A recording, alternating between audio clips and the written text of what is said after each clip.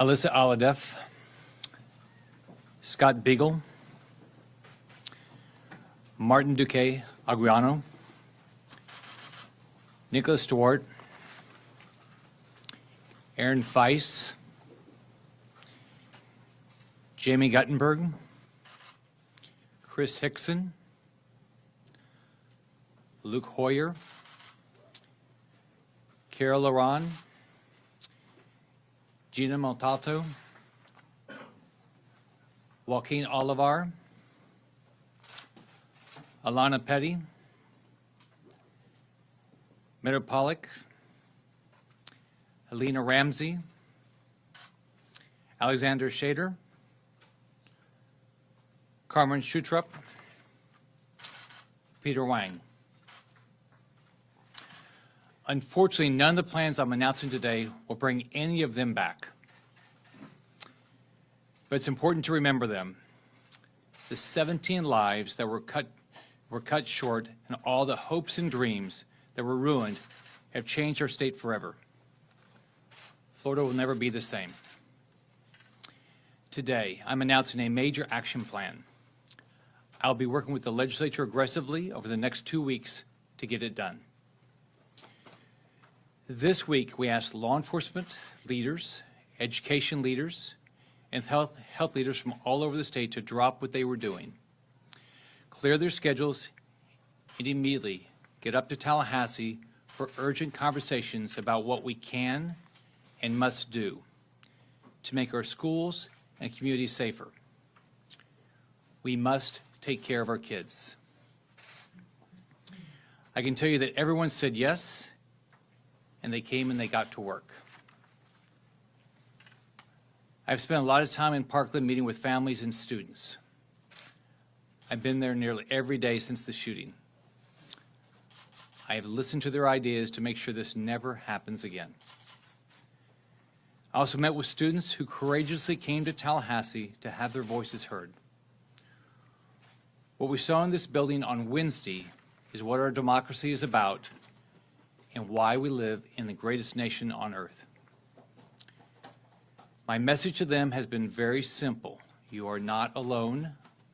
Change is coming, and it will come fast. This is a time when I believe we must all come together and even cross party lines.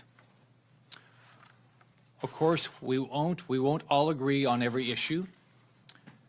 I do believe this is a moment when our state can come together around a common sense set of actions. I also want to encourage people to listen to each other and keep listening to each other. I've done a lot more listening than talking this week. Sometimes leading involves more listening than talking. I've listened to things that I agree with and to things I don't agree with. It's important to consider all viewpoints. I've broken my action plan down into 3 sections: gun laws, school safety, and mental health. We must get this done in the next 2 weeks. First, on guns. I want to make it virtually impossible for anyone who has mental issues to use a gun.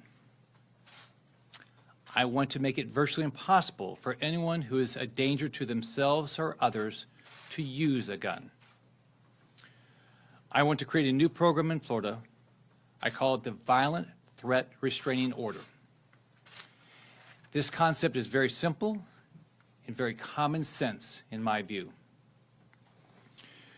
This will allow a court to prohibit a violent or mentally ill person from purchasing or possessing a firearm or any other weapon when either a family member, community welfare expert, or law enforcement officer files a sworn request and presents evidence to the court of a threat of violence involving firearms or other weapons. There would be speedy due process for the accused, and any fraudulent or false statements would face criminal penalties. Let's take a moment to look at the case of this killer. This person was not stopped from legally purchasing a weapon. was not arrested, was not detained, and was never forced to turn in his weapons. Let's review the warning signs here. He had 39 visits from police. His mother called him in. DCF investigated. He was kicked out of school. He was known to students as a danger to shoot people. And he was reported to the FBI last month as a possible school shooter. And yet, he was never put on the list to be denied the ability to buy a gun. And his guns were never removed from him. We also strengthened gun purchase and possession restrictions for mentally ill individuals under the Baker Act. If a court involuntarily commits someone because they are a risk to themselves or others, they would be required to surrender all firearms and not regain their right to purchase or possess a firearm until a court hearing. We're also proposing a minimum 60-day period before individuals can ask a court to restore access to firearms. Also, we will require all individuals purchasing firearms to be 21 or older. Let me repeat. We will require all individuals purchasing firearms to be 21 or older. There will be exceptions for active duty and reserve military and spouses, National Guard members, and law enforcement. Next, we will prohibit a person from possessing or purchasing a firearm if they are subject to an injunction for protection against stalking, cyberstalking, dating violence, repeat violence, sexual violence, or domestic violence. We will establish enhanced criminal penalties for threats to schools, like social media threats of shootings or bombings. We'll also enhance penalties if any person possesses or purchases a gun after they have been deemed by state law to not have access to a gun. And we will completely ban the purchase or sale of bump stocks. The second part of my action plan provides $450 million to keep students safe. Today, I'm calling for a mandatory law enforcement officer in every public school. These law enforcement officers must either be sworn sheriff's deputies or police officers and be present during all hours students are on campus.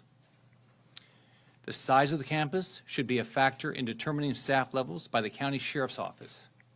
And I am proposing at least one law enforcement officer for every 1,000 students. This must be implemented by the start of the 2018 school year. We will also provide sheriff's departments the authority to train additional school personnel or reserve law enforcement officers to protect students if requested by the local school board. We will require mandatory active shooter training as outlined by the Department of Homeland Security. All training and code red drills must be completed during the first week of each semester in all public schools. Both faculty and students must participate in active shooter drills, and local sheriff's offices must approve and be involved in training. We are also increasing funding in the Safe Schools allocation to address specific school safety needs within each school district. This includes school hardening measures like metal detectors, bulletproof glass, steel doors, and upgraded locks. The Florida Department of Education, with FDLE, will also provide minimum school safety and security standards by July 1 to all school districts. All school safety plans must be submitted to their county sheriff's offices by July 1st each year for approval. Once all plans and requests for school hardening have been approved by the county sheriff's office, in consultation with local police, plans will be forwarded to the State Department of Education by the school district to receive any state funds. School districts must also take all capital outlay funds received from taxpayers and use it for school hardening before it can be spent on any other capital outlay. All safe school allocations must be spent in accordance with the sheriff-approved plans. We will also require each school district that receives a safe schools allocation to enter into an agreement with the local sheriff's office, the Department of Juvenile Justice, the Department of Children and Families, the Department of Law Enforcement, and any community behavioral health provider for the purpose of sharing information. That will allow us to better coordinate services in order to provide prevention or intervention strategies. We'll also establish a new anonymous K-12 See Something, Say Something statewide dedicated hotline, website, and mobile app. Next, we will establish funding to require access to dedicated mental health counselors to provide direct counseling services to students at every school. These counselors cannot serve dual roles like teaching or academic advising. Every student must have the opportunity to meet one-on-one with a mental health professional and receive ongoing counseling as needed. Each school will be required to have a threat assessment team, including a teacher, a local law enforcement officer, a human resource officer, a DCF employee, a DJJ employee, and the principal to meet monthly to review any potential threats to students and staff at the school. Finally, we will require crisis intervention training for all school personnel. This training must be completed before the start of the 2018 school year. The final part of my action plan includes $50 million in additional funding for mental health initiatives. We must expand mental health service teams statewide to serve youth and young adults with early or serious mental illness by providing counseling, crisis management, and other critical mental health services. We're also requiring every sheriff's office to have a DCF case manager embedded in their department to solely work as a crisis welfare worker for repeat cases in the community. This will require 67 additional employees to be hired at DCF by July 15th. Finally, we will provide law enforcement and mental health coordination matching grants to allow sheriffs to establish special law enforcement teams to coordinate with DCF case managers. Before I take your questions, I want to close with this. The goal of this plan of action is to make massive changes in protecting our schools, provide significantly more resources for mental health, and to do everything we can to keep guns out of the hands of those dealing with mental problems or threatening harms to themselves or others. I know there are some who are advocating a mass takeaway of Second Amendment rights for all Americans. That is not the answer. Keeping guns away from dangerous people and people with mental illnesses is what we need to do.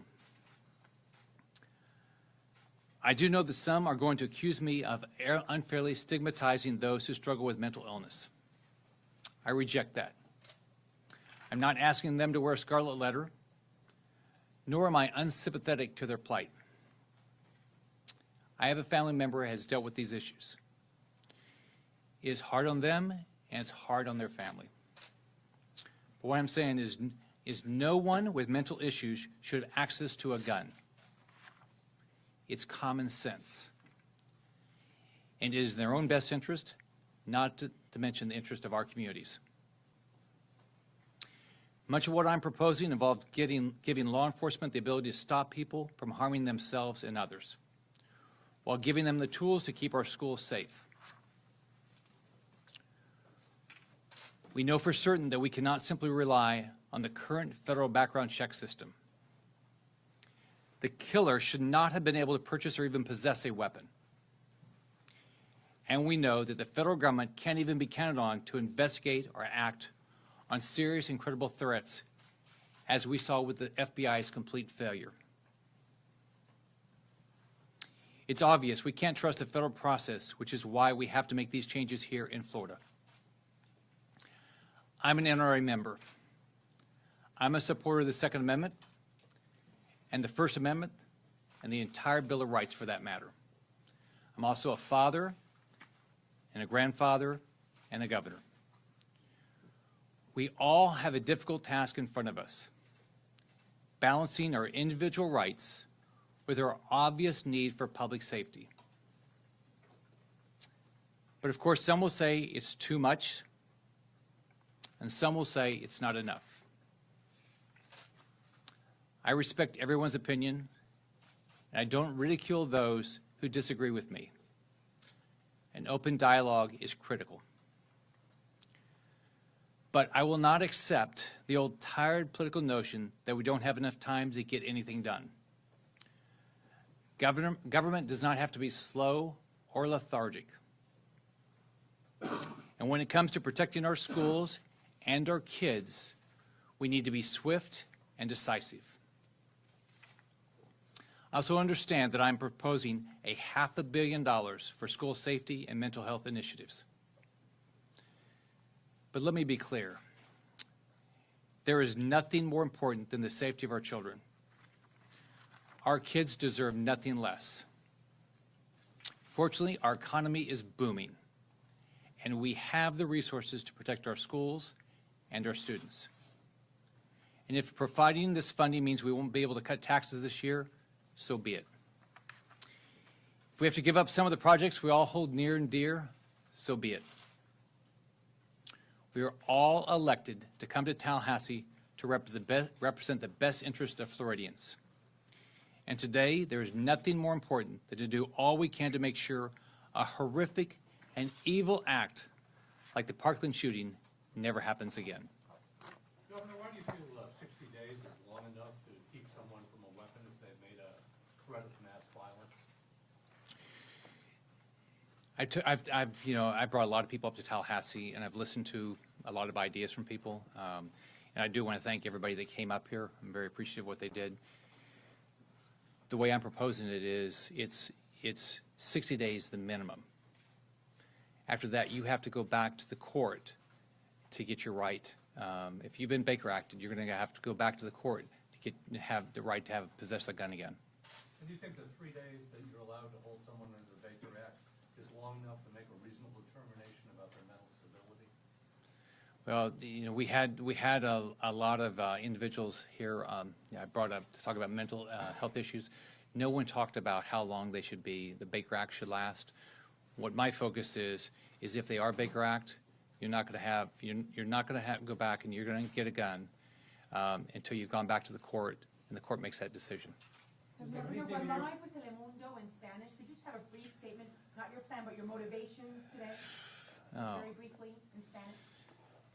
Mis oraciones están con todas las familias, las víctimas. Pues es terrible que pasado en Parkland. Mi corazón está con todos. Es muy importante. La Florida tiene un plan para prevenir el crimen de los estudiantes. Governor, you said that you've done a lot more listening than talking over the past week. I know Senator Nelson has criticized you for not going to the CNN town hall. Is he politicizing this? Do you have a response to him? Sure. So Bill Nelson is a career politician. He talks a lot, and he does nothing. Think about it. He's been in office for almost 50 years. Never done anything on gun safety or school safety, nothing on gun control. If he wanted to get something done, what he ought to do, he ought to be sitting down and working on a plan to get something done. It's horrible what happened in Parkland. It's disgusting what happened in Parkland. Since then, I have been listening. I've been going around the state. I brought people up here, and this is a plan that I'm going to work hard to implement. Governor, students from Parkland said that they were very interested in getting the AR-15 banned. Can you start over, please? The students from Parkland, one of their main things was they wanted semi-automatic weapons and the AR-15 banned.